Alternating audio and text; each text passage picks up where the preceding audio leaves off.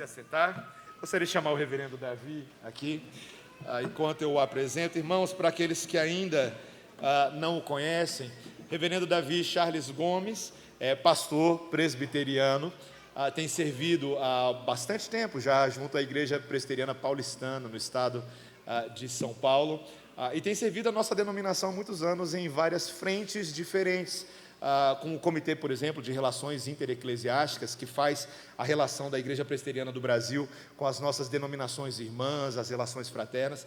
Tem servido também como CEO da World Reformed Fellowship, que é uma missão, na verdade, que visa estabelecer essa identidade reformada internacional entre várias frentes, várias igrejas. Mas, sobretudo, o reverendo Davi é um servo do Senhor, é um amigo, eu diria, não só meu, mas da minha família. Sabe aquela expressão que eu brinco de vez em quando? Amigo meu mais tempo do que eu gostaria, sabe aquele negócio? A família Gomes, assim como a família Heringer ali também, que estão juntados aqui, sua família, são amigos dos meus pais, amigos nossos há muitos anos, e nós somos muito gratos ao Senhor pela vida de vocês, viu, Davi? É uma alegria e um privilégio receber a pregação e a sua presença nessa manhã. Deus o abençoe, meu irmão. Alegria minha. Eu saúdo vocês com a graça e paz do Senhor. De fato, é uma alegria ver tantas pessoas queridas e tantas. É uma viagem lá no passado. E é também uma alegria porque a gente vê formas diferentes como Deus abençoa o fruto do trabalho da igreja dele. Quero compartilhar a palavra com vocês. Deixa eu ler a passagem que quero tratar, daí nós oramos juntos. E eu vou começar falando com as crianças hoje. Mas antes a leitura. Capítulo 3 do Evangelho de Marcos. Eu tenho pregado no Evangelho de Marcos há alguns meses lá na Igreja Presbiteriana Paulistana. E essa parte do capítulo 3, ela vem na sequência de uma série de eventos interessantes. Jesus inicia seu ministério público num sábado maravilhoso em Cafarnaum, onde ele começa na sinagoga pregando, depois ele entra num lar e produz a cura e restaura para o serviço a sogra de Pedro, e aí o sábado chega ao fim, ele vai para a porta da casa no anoitecer e a cidade toda vem a ele. Ele tem grande sucesso, mas diferente do que normalmente se faria, ao invés de estabelecer ali o seu projeto, de aproveitar aquele momento de grande sucesso para estabelecer empreendimentos Cafarnaum para a construção do reino, ele pega e se retira, e vai para longe, vai para o deserto. No deserto ele é procurado pelas pessoas, de novo, ele tem encontros de poder, onde ele purifica um doente, onde ele expulsa demônios, várias coisas acontecem, tudo isso culmina no momento no qual ele chama para segui-lo pessoas que não seriam as pessoas que você esperaria, pessoas fora do comum no sentido mais negativo que tem. Um colaboracionista com o Império Romano, corrupto, sei que estou em Brasília, então vou ser cuidadoso, mas corrupto bem do tipo que a gente está aprendendo a ver por aí mesmo. E ele chama esse homem para servi-lo e ele vai se assentar à mesa. E quando ele se assenta à mesa com várias pessoas que eram consideradas os pecadores, os inaceitáveis do ponto de vista teológico, moral e nacional, acontece um complô entre os dois partidos que se opunham ferozmente. E aí os publicanos e os fariseus, que se odiavam, um deles era o grupo que tinha acordo com Roma e que era o grupo fisiologista que estava sempre no poder, e o outro um grupo nacionalista, religioso, mais fechado, mas os dois grupos se reúnem para matar Jesus. Jesus, mais uma vez, se retira para a beira do mar, está na beira do mar, a multidão vem para cima dele, muita gente, pessoas se atiram contra ele porque querem ser curados, querem ser libertos. Jesus sente aquela pressão, de um lado na cidade já um complô para tirar a vida dele, e ali na beira do mar as pessoas se achegando a ele, pressionando, ele toma uma decisão estratégica e diz para os seus discípulos: prepara um barquinho, deixa de lado ali, caso eu precise fugir, para que a multidão não me esprema. O barco fica ali preparado, constante. Pessoas endemoniadas se aproximam de Jesus, são atraídas por ele, porque a autoridade dele é uma força de atração muito grande, mas são possessas de espíritos imundos, então caem ao chão prostrados diante dele, adoram contra a própria vontade, mas Jesus ordena que eles calem e saiam. E daí Jesus toma uma decisão muito interessante. Chegou a hora, agora sim, de estruturar o ministério dele. E ele se retira dali e vai com os seus discípulos. E é aqui que a gente pega o versículo 13 no capítulo 3. Depois subiu ao monte e chamou os que ele mesmo quis e vieram para junto dele. Então designou 12 para estarem com ele e para enviar a pregar e a exercer a autoridade de expelir demônios. Eis os 12 que designou: Simão, a quem acrescentou o nome de Pedro, Tiago, filho de Zebedeu, e João, seu irmão, aos quais deu o nome de Boanerges, que quer dizer filhos do trovão, André, Filipe, Bartolomeu, Mateus, Tomé, Tiago, filho de Alfeu, Tadeu, Simão, o Zelote, e Judas Iscariotes, que foi quem o traiu. Vamos falar com Deus. Pai, abre a tua palavra, usa o teu servo para comunicar aquilo que pode ser recebido como verbo teu, impede, na medida em que lhe aprouver, Senhor, as inserções que sejam meramente humanas, para que apenas a tua palavra cale nos corações. Por Cristo Jesus. Amém. Bom, eu queria que as crianças prestassem um pouquinho de atenção agora, porque eu acho que isso vai ajudar vocês a conseguirem acompanhar o resto do sermão, tá? Com certeza, especialmente aqueles de vocês que já estão em idade de escola, vocês já tiveram momentos de jogos, ou de futebol, ou de queimada, ou o que quer que seja que vocês brincam na escola, onde tinha que escolher time. E geralmente pega 2 pessoas, se for futebol, para menininhos, ou talvez menininhas, você tem 2 pessoas que vão ser capitães e eles vão escolher pessoas para o time. E quando ficam mais velhos, por exemplo, os papais de vocês e tudo, quando vão fazer jogo de futebol da igreja e tal, você escolhe para o seu time não as pessoas que você gosta, não necessariamente as pessoas que você prefere. Você escolhe, quando é crescido, as pessoas que jogam melhor. Então tem aquele cara que você fala, poxa, ele é chato, eu não gosto dele, mas ele joga muito bem. Na hora de escolher, é ele. Quando a gente é menor, a gente escolhe para o time as pessoas que a gente gosta. Então a menininha está escolhendo quem vai jogar queimada com ela. Se ela for bem novinha, ela vai escolher pelo coração. Eu quero a Aninha, mas a Aninha não sabe jogar, mas a Aninha é amiga. Então a Aninha vai para o time. Essa mudança de quando a gente escolhe primeiro com o coração e depois começa a escolher aquelas pessoas que a gente acha que vão ser melhores, ela é uma mudança que tem que acontecer mesmo, é parte de crescer. Mas, às vezes, ela faz com que, agora os papais e mamães escutem, ela faz com que a gente perca de vista que quando escolhemos apenas pelas habilidades, a gente está, antes de mais nada, confiando na nossa própria habilidade de escolher e de saber o que é o melhor. Se eu vou ser o capitão do time de futebol e eu escolho uma pessoa e não a outra, é porque eu acho que eu sei fazer essa escolha, sei quem joga melhor e sei fazer esse julgamento. Nem sempre dá certo, mas é assim que a gente geralmente faz. Jesus fez uma coisa muito curiosa quando ele foi escolher as pessoas-chave que ajudaram a plantar a igreja que hoje está aqui. Somos nós, continuidade daquele projeto.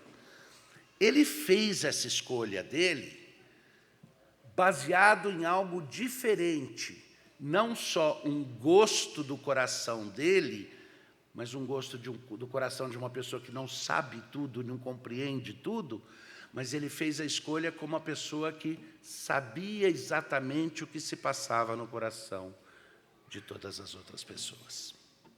Vamos destrinchar um pouco o texto aqui E se as crianças tiverem, pastor Felipe me disse que as crianças gostam de desenhar, às vezes, o sermão, então, se quiserem desenhar, é desenhar Jesus em cima de uma montanha, acompanhado de 12 homens que ele escolheu, papai e mamãe escolheu a dedo, por razões específicas, razões estratégicas que não tinham nada a ver com o que essas pessoas acrescentavam.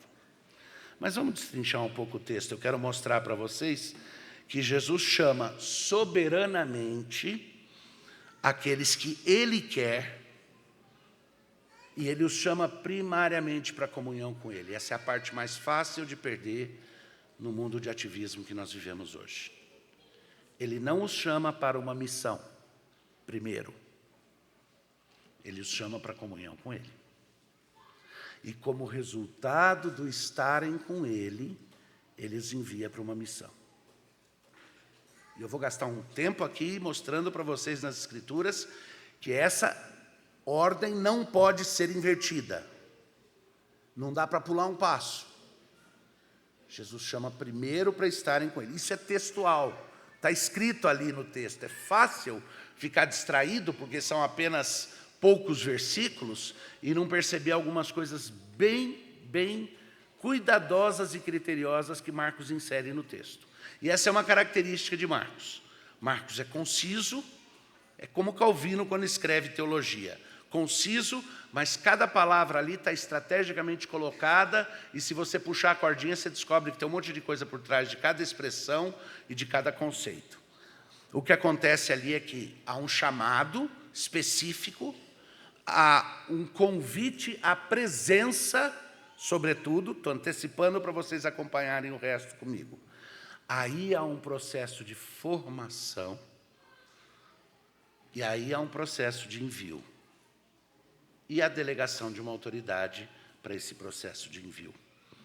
Tem um texto e um movimento aqui que é bem importante, tem um movimento no texto que é bem importante. Primeiro, Jesus sobe ao monte. É curioso que o monte e o mar têm uma simbologia muito específica das Escrituras, já desde o Antigo Testamento. O mar é onde você tem a multidão, a beira-mar é onde você tem a multidão. O mar é onde o exército de Faraó é afogado. O mar é aquele que precisa se abrir para o povo passar a seco. O mar é sempre um lugar onde há uma manifestação poderosa da obra de Deus. O monte, geralmente, Horebe, Sinai, é onde há revelação, o encontro pessoal com Deus. E essa simbologia não está aqui à toa. Marcos enfatiza, Jesus estava lá à beira do mar, a pressão do povo, ele fazia os milagres, mas de repente chega uma hora e ele resolve, ok, vou dar um passo estrutural agora. E ele chama alguns homens para subirem com ele o monte. E o texto diz de forma muito específica, espero que você esteja com o texto aberto aí, como bom cristão de Bereia, ele diz bem específico, chamou com ele aqueles que ele mesmo quis. E isso daí não é uma vã repetição, é para deixar claro que Jesus chamou essas pessoas baseado primariamente na mesma coisa que a sua eleição se baseia, na soberana vontade de Deus. Ele não chamou pessoas estrategicamente avaliadas, ele não fez o que normalmente se faria se nós fôssemos criar um novo projeto de empreendedorismo e contratássemos uma firma que nos ajudasse a avaliar colaboradores ideais para que o projeto tivesse máxima chance de sucesso. Ele não fez nem aquilo que normalmente numa igreja se faz quando vai se escolher um pastor ou quando mesmo vai se eleger, vão ser eleitos oficiais. Ele fez um pouco diferente, porque ele é Deus, é uma pessoa diferente. Tá? E tem alguns aspectos interessantes disso. Em primeiro lugar, muitas vezes a gente imagina que o aspecto de voluntarismo no serviço do Senhor seja um dos aspectos primordiais. Mas não é. No momento de escolher os seus apóstolos aqui, eles não foram nem eleitos, nem se voluntariaram. Ele chamou a dedo, dentre os muitos seguidores que tinham, aqueles que ele queria na montanha conversar de uma forma específica. E ele os chama de acordo com a própria vontade, e ele diz, a primeira coisa que está aí no seu texto, ele os chamou para estarem com ele. E é fácil passar por cima disso e pensar, claro, ele vai mandá-los para a missão, a parte mais importante é a missão. E eu creio que a ênfase primeiro é o estarem com ele. Porque ele os chama à comunhão primeiro, porque a missão só pode decorrer dessa comunhão com ele. Aliás, a confusão que a gente faz, ele chama e comissiona e dá uma missão, é que faz com que a gente imagine que a autoridade e o poder para o cumprimento da missão são passados por delegação, transmitidos por delegação, e eles não são. Mesmo quando aquilo que nós chamamos de grande comissão foi dita por Jesus, ele disse, todo o poder me foi dado, e eu mando que vocês façam, e eu vou estar com vocês. Eu tenho todo o poder e eu vou estar com vocês. Não há uma delegação mística, como se um bloquinho de poder te fosse entregue e você passasse a ser dono dele. Nem com os apóstolos acontece isso. E olha que os apóstolos foram usados por Deus de forma maravilhosa para curar, para levantar mortos, para fazer grandes milagres. Até a sombra deles curava. Mas Jesus sempre deteve aquela autoridade. Por isso ele os chama para estarem com ele e daí envia para o serviço e dá a eles a garantia da autoridade para fazer aquilo no poder dele. Autoridade e poder. Poder é de Jesus, ele detém o poder, ele delega a autoridade para fazer, ou seja, autorização para que eles façam em nome dele. Eu já falei um pouco de como que isso é desenvolvido na progressão de Marcos, então agora eu quero gastar o tempo que nós ainda temos, destrinchando alguns dos pontos principais. Marca na sua cabeça o seguinte, esse contraste entre o monte e o mar, ele é importante, Jesus chama para o monte, o próprio texto deixa isso bem claro, na composição do texto, na semântica, na forma como está sendo estruturado o texto e na própria sintaxe do que Marcos está falando, é claro que a ênfase do monte aparece em contraste com a ênfase dos versículos anteriores, que é a beira do mar. Tá?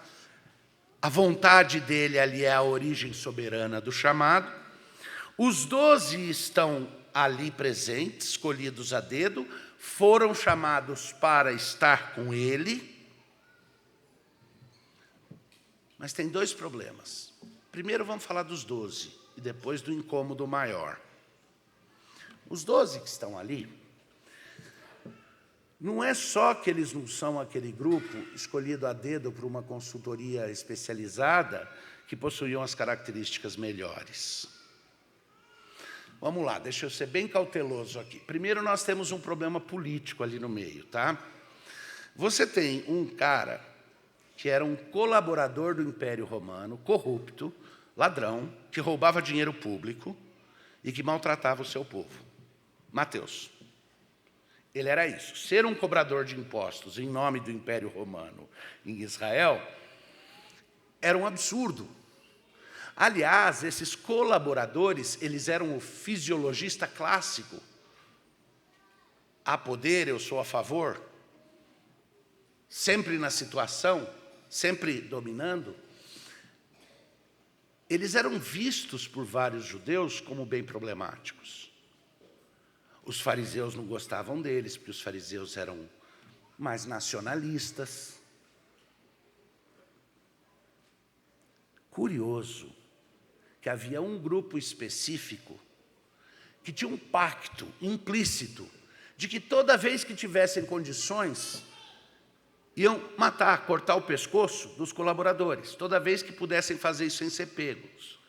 Eles eram famosos por andar com armas, com um punhal na cintura, e eles eram chamados de zelotes. Ali no grupo que Jesus chama tem um colaborador e um zelote, Mateus e o zelote, Simão o zelote. estão ali juntos. São duas pessoas que, em qualquer situação natural, seriam inimigos mortais. Lembra bem disso.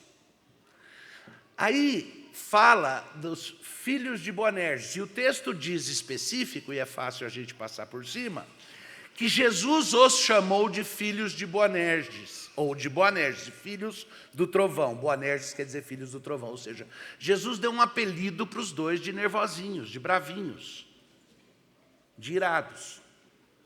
Eram duas pessoas que provavelmente tinham um temperamento mais explosivo. Aí tinha Simão, o que depois foi chamado de Pedro. Simão Pedro, instável, atirado também, e alguém que no final, com o mesmo empenho que diz, ainda que todos te deixem, eu nunca vou te deixar, uma vez que Jesus é preso, fica machucadinho porque Jesus não deixou que ele usasse a espada mais do que já usou. Jesus até resolveu, colou de volta a orelha que ele cortou, e talvez por isso ou por outras razões, Pedro, desapontado, nega Jesus. Esses eram os homens que estavam ali com ele. Tá? Esses são homens que, em qualquer situação, estariam se chocando. Se você imaginar que eles fossem como asteroides vagando no espaço, eles seriam pequenos cometas ou meteoros que estariam se chocando e se consumindo mutuamente. Mas Jesus, cujo peso gravitacional é tão grande que nada escapa à sua órbita quando atraída por ele, traz esses homens para organizá-los em órbitas perfeitas ao redor dele, para que sirvam de guia para gerações de seguidores de Cristo, a quem ele chama de forma tão particular e especial, como chamou aqueles 12. E é importante entender os tipos de homens que foram chamados ali, para entender que o que fazia a diferença é quem chamou. E aí vem o incômodo principal. O incômodo principal é que no finalzinho fica óbvio que Jesus chamou alguém que ele sempre soube desde o começo. E aí entra a pergunta que alguém pode fazer, mas será que Jesus já sabia disso naquele momento ou não? E antes que alguém simplesmente diga, claro, Jesus sabe de tudo, ele optou não saber algumas coisas, foi uma opção que ele fez, a gente chama isso de esvaziamento. Ele, sabendo que não era usurpação ser igual a Deus, porque ele é Deus, ele esvaziou-se, se fez carne e cresceu e aprendeu como um ser humano. E a única coisa que fazia a diferença entre o que Jesus sabia ou não sabia é se ele queria saber. Porque no momento em que Jesus quisesse se utilizar de atributos divinos, ele o faria, assim como ele disse, a qualquer momento eu faço aparecer um exército de anjos aqui. Mas ele não fez, ele foi tentado a fazer e não fez, não caiu em tentação. Mas no caso de Judas, ele sabia claramente, porque ele diz lá no final, não perdi nenhum, exceto aquele que já estava predestinado para isso. E ele chamou Judas para estar com ele. Note o que eu falei, ele chamou Judas para estar com ele. Eu digo aos meus colegas que são oficiais de igreja, diáconos, presbíteros, regentes e presbíteros docentes, privilégio ministerial não equivale à fé verdadeira. Existe uma advertência importante aqui. Ser chamado e até estar com Cristo, porque Judas esteve com Cristo. Os aspectos externos de uma vocação ministerial não são garantias de que o coração está com Jesus de uma forma salvífica, de uma forma salvadora. Deixa eu usar o tempo que resta aqui para destrinchar com vocês. Em primeiro lugar, Cristo chama soberanamente e ele chama para a missão, mas o primeiro passo não é esse. Ele sobe ao monte, ele chama os que ele escolhe, mas ele os chama para virem junto dele. O texto é bem específico. O chamado parte dele e conduz a ele. O chamado é a respeito dele. E é importante isso. Ele chama para estarmos com Ele. Presta atenção aqui, o discípulo não incorpora Jesus na sua vida. Você nunca foi chamado para acrescentar Jesus à vida que você já tem. Ele é que incorpora você à vida dele e te chama para passar a fazer parte da vida que ele tem.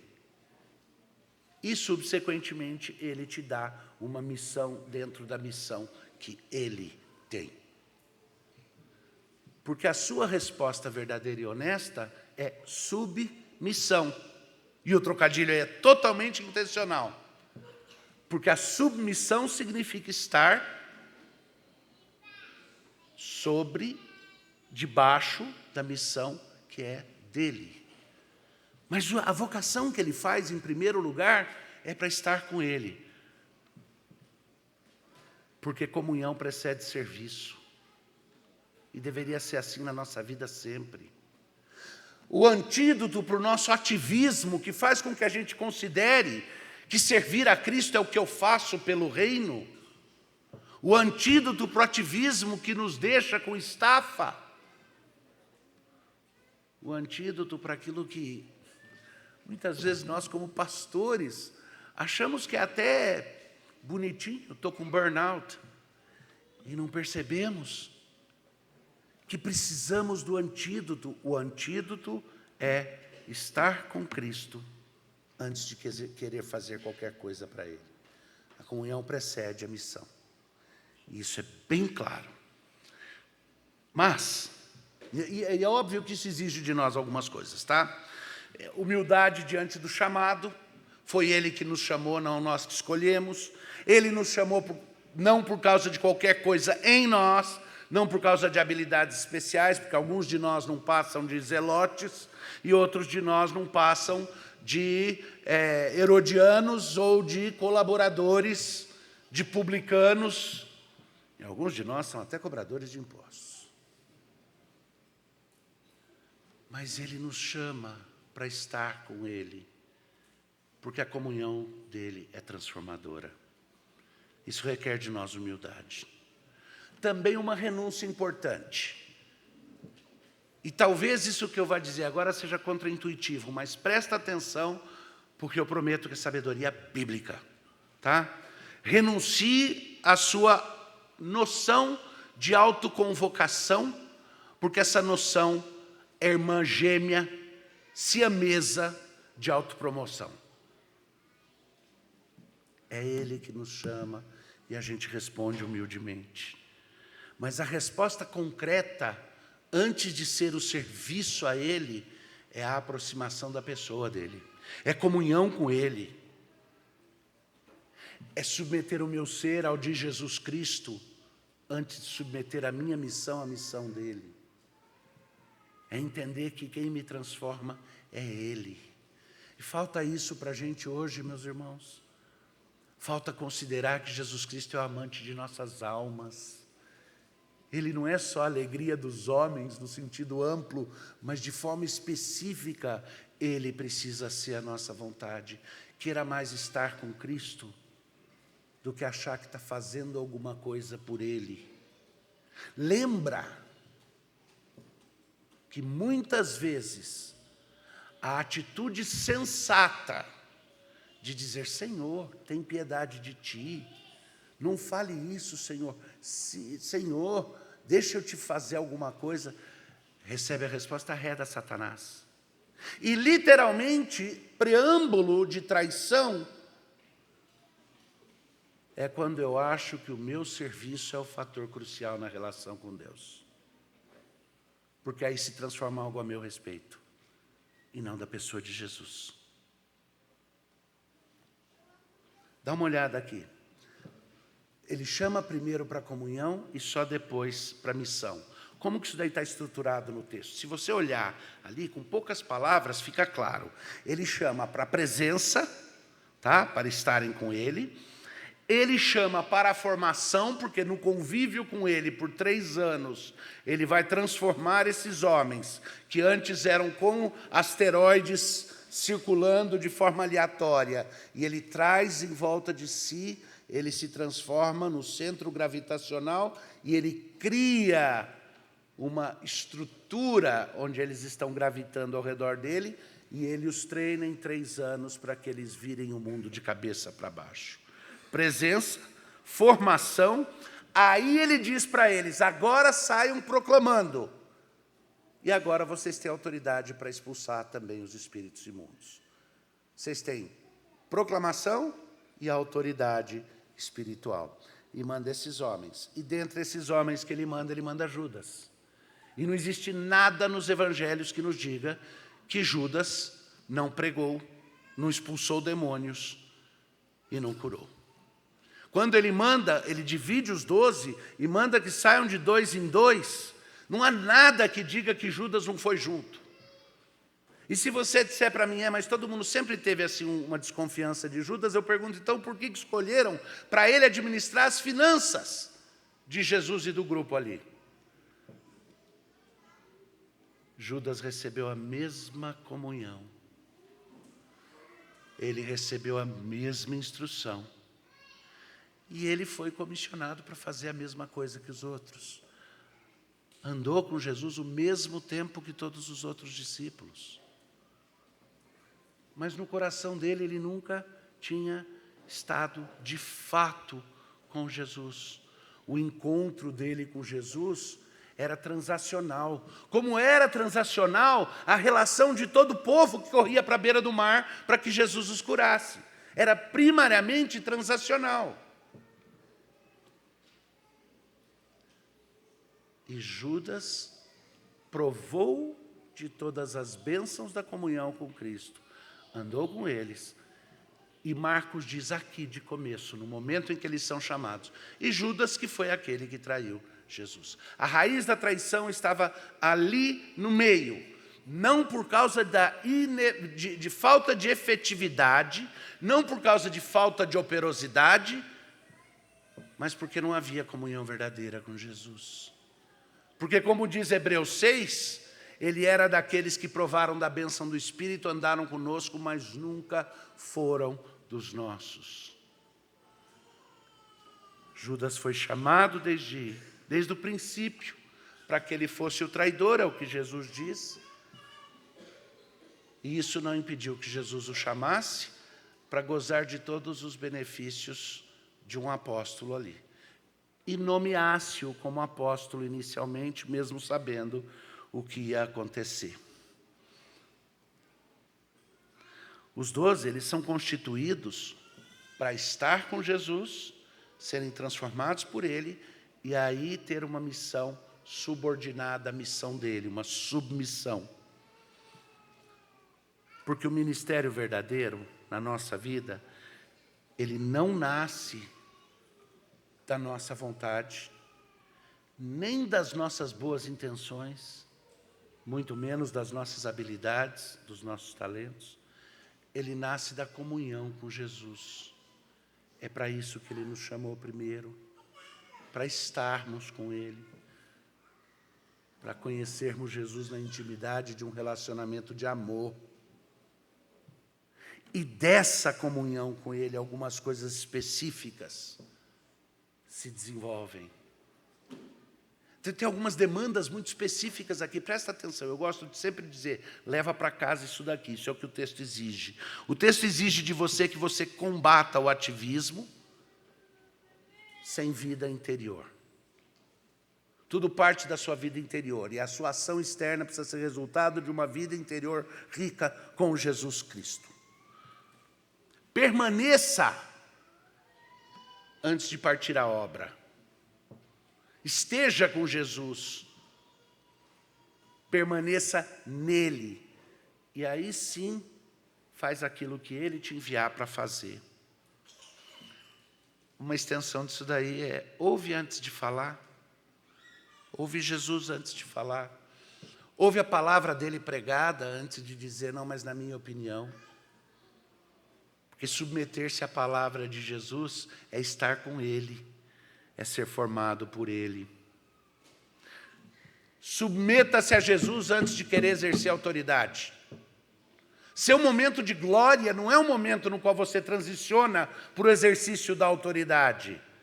Porque o momento de maior glória do meu Jesus foi quando na cruz ele se submeteu à vontade do Pai e pagou com seu sangue para resgatar aqueles que Deus havia chamado desde antes da fundação do mundo.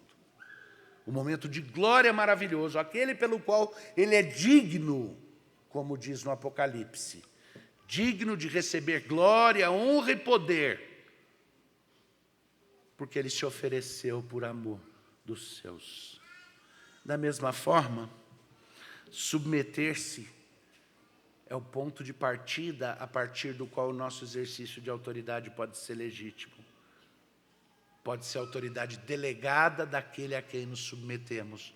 Qualquer outra tentativa é tentativa de moto próprio, é tentativa de autoridade própria, é arrogância e é véspera de traição. Esse é que é o grande dilema aqui, que eu creio que Marcos tem por subtexto, quando ele cita que Judas estava no meio deles e ainda diz, aquele que traiu. É dizer que não aprender a estar com Jesus primeiro e a gozar da comunhão com Ele como ponto de partida, e quando Ele nos manda em missão, ir em submissão a Ele, não fazer isso é o ponto de partida para a traição.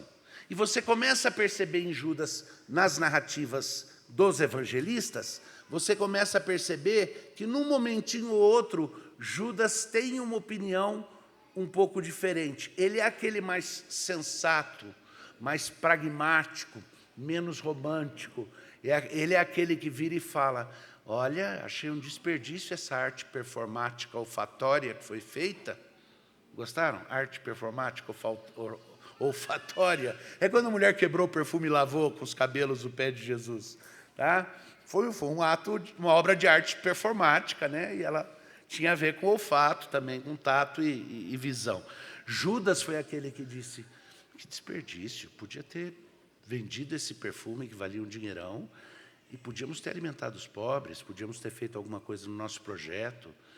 Que desperdício isso, que diferença faz? Ele foi repreendido por isso, por ter dito isso. Começa com a submissão, antes de querer exercer qualquer autoridade comissionada. E a mensagem que eles são chamados a proclamar é a mensagem recebida, não a mensagem inventada. Isso é parte do que o texto exige de nós. Porque Cristo realiza a missão dele intencionalmente por meio de vasos frágeis. A maravilha é que ele escolhe vasos frágeis. A maravilha é que ver ali Pedro, Tiago e João, os bravinhos, Pedro, o oscilante, emocionalmente ainda capengante, não muito desenvolvido, Mateus e Simão, dois homens que... Mas esse Simão provavelmente, no começo, deve ter pensado como ele podia de noite cortar o pescoço de Mateus sem ninguém perceber. Afinal de contas, ele andava com aquela adaga o tempo inteiro mesmo, característica dos zelotes, era uma das marcas que eles tinham. Mas é confortável virar e falar, olha, está ali Pedro, está ali os dois bravinhos, está ali Mateus e o zelote, eu sou como eles. Ou, se você quiser mais confortável, pensa em todos os outros nomes que são listados ali, que também são pessoas ordinárias, algumas das quais a gente não ouve falar muito depois. O duro é que está Judas ali no meio. E que o meu pranto diante de Deus, o meu pedido diante de Deus, e entendam, como ministro da palavra, isso tem um peso um pouco pior, uma responsabilidade um pouco pior para mim e para outros colegas como eu, que são ministros da palavra. Porque facilmente nós nos protegemos pela capa da missão ou comissão que recebemos, pelo ofício que temos, pela suposta proximidade que se é esperada que nós tenhamos com a palavra e com o próprio Jesus. E muitas vezes tudo isso vira uma capa que nos distrai do fato de que nossos corações estão longe de Cristo. E quando isso acontece, eu estou a um passo, não do paraíso, um passo da traição. Não vou discutir a alma eterna de Judas aqui, porque a Bíblia é clara quanto a isso em outros termos.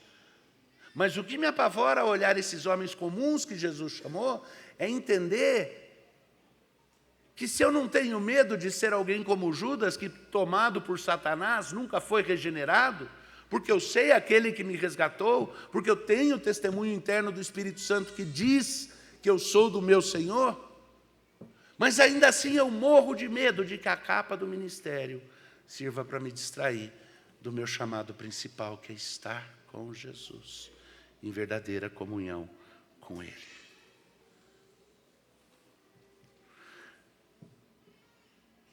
Veja, eu não quero ficar pregando sobre Judas, mas considera comigo, honestamente aqui. Judas recebeu lugar entre os 12, uma posição de privilégio, máximo privilégio, diriam alguns. Ele teve convivência externa com Jesus por 3 anos seguidos, próximo. Ele se debruçava sobre Jesus. A gente tem situações nas quais Jesus está à mesa e Judas está se debruçando sobre ele. Ele teve participação ativa na missão, no ministério. Ele teve privilégios extraordinários e únicos, mas o que ele não teve foi regeneração. Porque ofício não é garantia de perseverança, porque proximidade externa não é comunhão salvífica, porque posição visível não garante fé verdadeira no coração. É possível estar perto da missão e permanecer longe do coração do Senhor. O fato de que essa lista termina com Judas é tanto uma advertência, quanto ao mesmo tempo um motivo de gratidão profunda. Porque Deus nos chama para estar com Ele antes daquilo que eu possa fazer. Tá? Então, nesse sentido, a advertência só deve provocar em nós profunda gratidão. Considera comigo agora o seguinte. Quando eu simplesmente estou trabalhando para Jesus, qual o risco de trabalhar para Jesus sem ter verdadeira amizade, intimidade com Ele? Aquele que me ama ouve e obedece às minhas palavras. O que nós lemos em João, na oração sacerdotal de Jesus, é: Pai, dá que eles permaneçam em mim como eu permaneço em Ti. É isso que nós somos chamados em primeiro lugar. Será que a gente, muitas vezes, não esquece que antes de trabalhar para Jesus é preciso estar com Ele? Com todo o coração.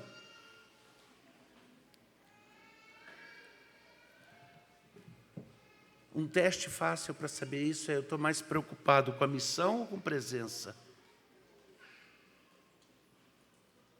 A gente conhece isso no casamento. Aqueles que, como eu, são casados, especialmente os que já experimentaram algumas décadas, sabem a diferença que faz presença e fazer as coisas um pelo outro.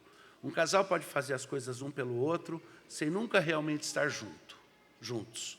Ou eles podem ter uma presença real uma na vida do outro, que faz com que qualquer coisa que se faça tenha significado.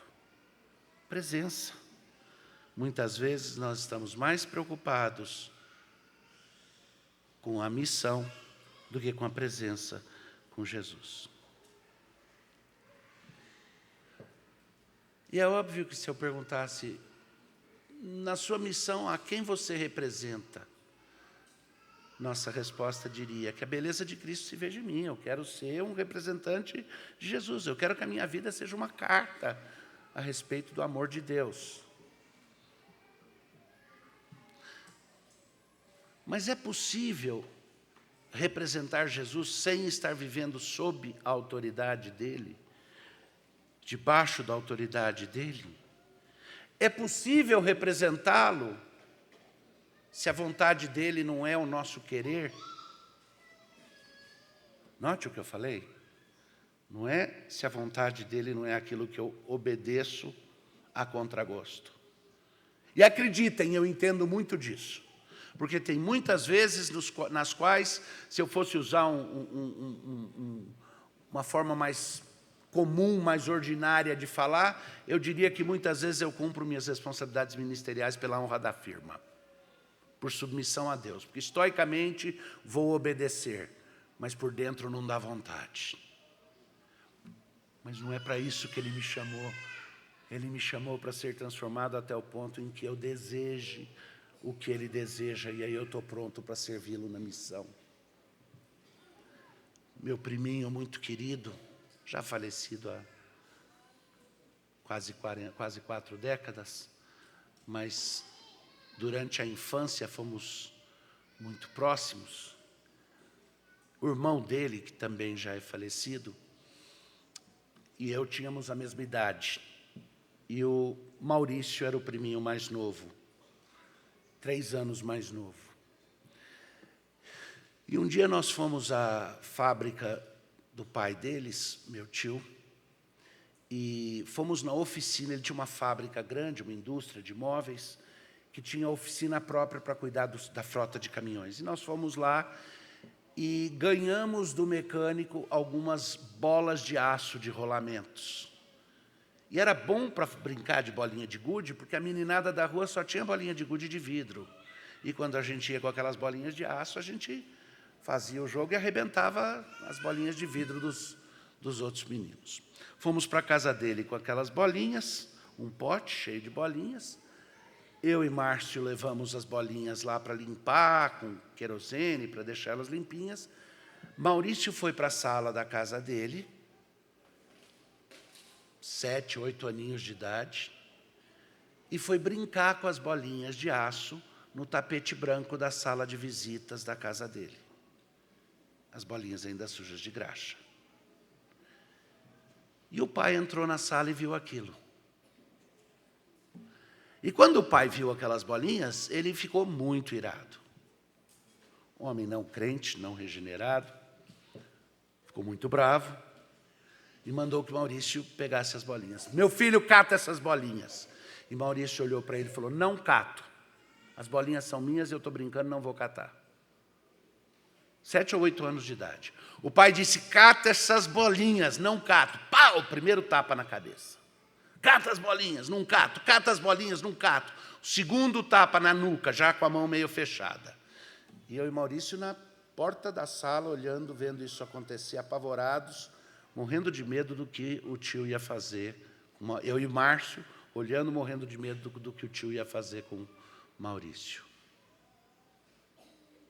Estou dando os nomes porque os 3 já são falecidos.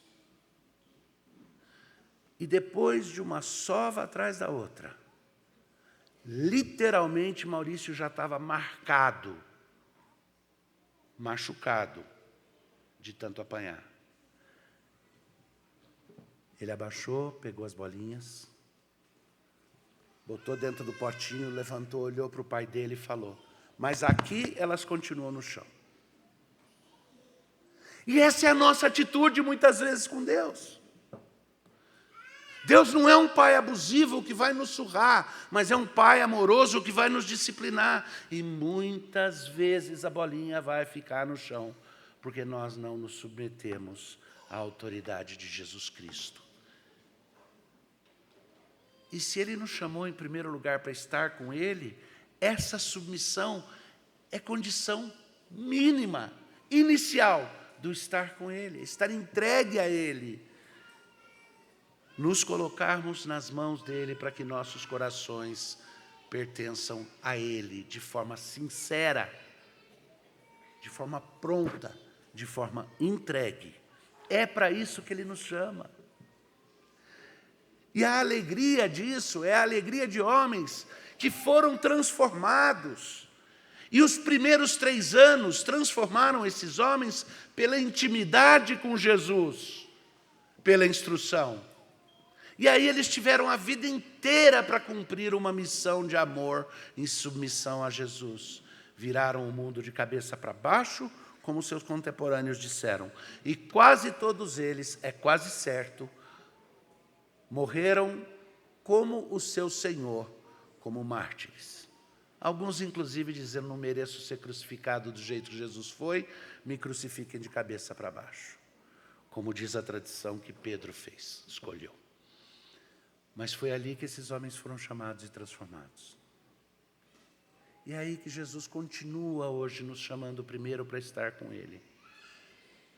E aí nos dando uma missão que requer contínua relação com Ele, uma missão que não nos transforma em pessoas que podem passar a agir autonomamente ou voluntariamente, somos dependentes dEle o tempo inteiro, e uma missão na qual nós sempre voltamos para o prefiro estar com Jesus, porque é Ele que me transforma. A nossa submissão é de coração, porque o nosso relacionamento é primeiro de coração, depois de trabalho. É primeiro de submissão e aí de missão. Que Deus nos abençoe e que a palavra dEle tenha morada no seu coração, assim como no nosso também. Amém.